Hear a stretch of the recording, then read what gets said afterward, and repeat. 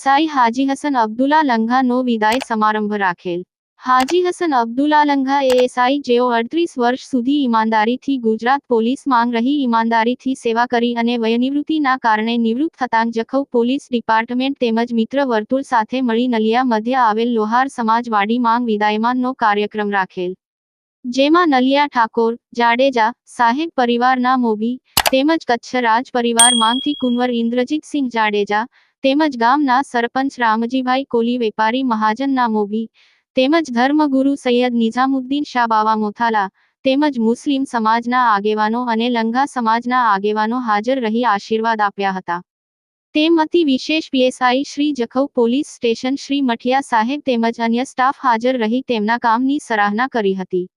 આજીલંઘા પરિવારના ધારાશાસ્ત્રી અશરફભાઈએ જણાવ્યું કે સરકારી નોકરીમાં બઢતી બદલી અને બદનામી સાથે જ મળતી હોય એને સહન કરીને જ નોકરી કરી શકાય।